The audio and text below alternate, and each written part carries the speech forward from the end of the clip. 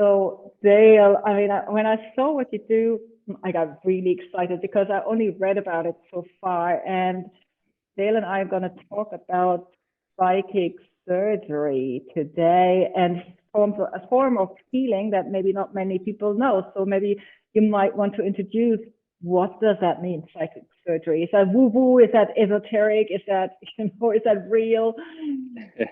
So it's firstly, I'd say from when I first heard about psychic surgery, there are some stories out there, a lot of misinformation about it, what it truly means.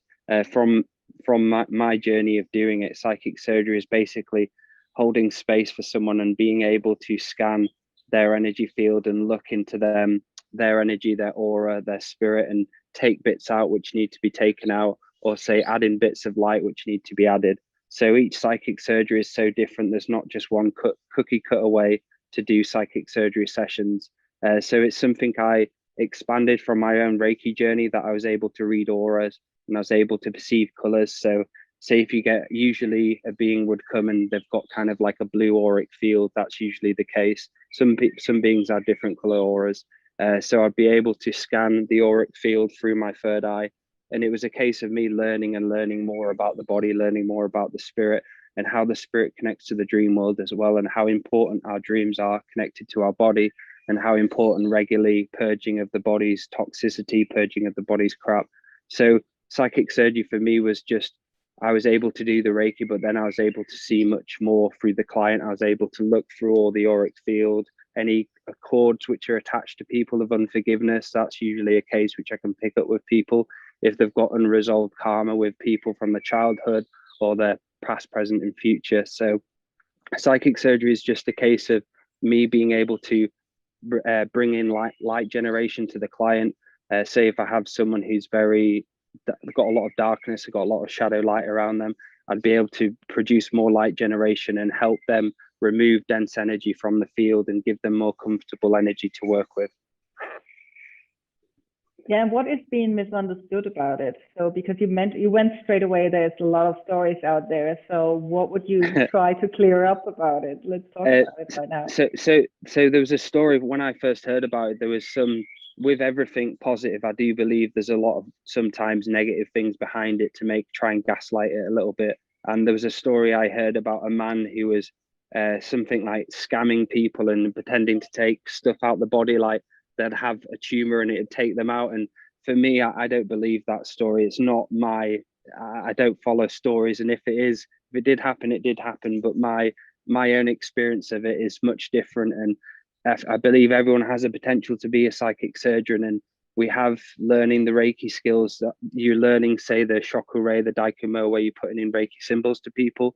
This is expanding the awareness of the actual practitioner, so they're able to understand much more of a deeper level of the client and go more into the surgery area where they have to remove stuff, just like Reiki, removing stuff, adding stuff, clearing away stuff if there's any ghost or dark stuff attached to them. It's about being able to remove that from them as well. So it's nothing bad at all. It's such a beautiful thing because everyone can do it. And for me, it's kind of like, I feel like I've done it in many of my past lives, and it's kind of me coming back into this space of my awareness. Did this happen to you, Dale, yourself? Yes. So in 2012, I had a visitation where I seen my ancestors all around me, and they were showing me different images and different. There was like this board of Egyptian language going up and down, and they were showing me all these different symbols. And from then, I had that awakening process where I realized that I was looking for something, and the thing I was looking for was myself.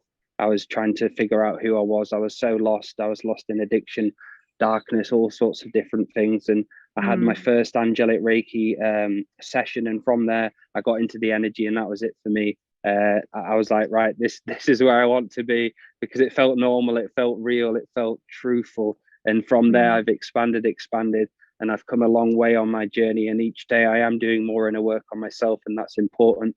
So yeah, it was something I got into when I did the Reiki, and I realized there was much more going on, as well as just doing the Reiki symbols. There was much more going on with my aura, my crown chakra, my back, and all different types of stuff. Yeah, and I'm familiar with that story because I think I was trying to remember the book, but I read so many books lately. But I think part of the idea was when somebody was trying to give credit to psychic surgery is that we do often only believe what we can see. So if, his idea was, like he would kind of use old organs of chickens or something, to pull something bloody out of the hand. Yeah. And one of his clients I found so amazing. She was saying, she was healed from such a tumor. And she also saw that there was blood coming out and so on and so forth. And to her, it didn't matter that he was a scam in that way. But she kind of said, it doesn't matter because to me, it matters what happened to me, after I was kind of completely relieved of it. So, yeah. And that's it. The feeling for me, what gives me my own truth is my own story of me healing myself through some dark times and being able to be balanced and have clients and still be a human. And that was one of the biggest things for me, was waking up to the awakening process, but being grounded and understanding not to get too far in the light, not to get too far in the dark, but trying to be as human as much as possible. And that's where I felt that I needed to ground myself a little bit, because sometimes you can get lost in the light, that all you see is light, and you become a bit of a zealot to your own cause. So I went through that zealotism stage, and I've come out the other side. And for me, what I've helped people with, I've helped many people come from severe sexual abuse, severe attacks, severe anxiety.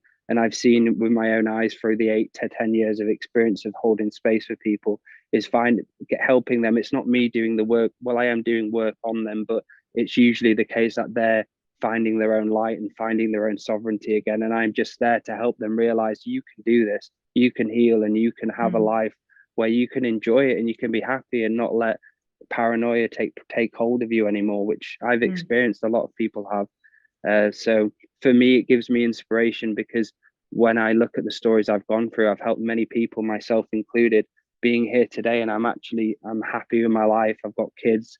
I'm in such a good place. And that's all due down to me giving the intention and effort into myself and doing inner work all the time, and then not just stopping because I'm a healer, always continue. Like lately, the summer solstice has come in, and for me, summer solstice, because there's more light coming in, people's shadows come out to play more. So it's kind of like the sun shining on things, and you see more of the shadow when we're coming into more of the photonic light. So lately, I've been doing loads of inner work on my programming as a kid. And each year, there's new stuff. Oh shit, I've got this I need to work on. And I go do that inner work on that. And it's slowly unraveling and unraveling to make me become more of a greater person in the now.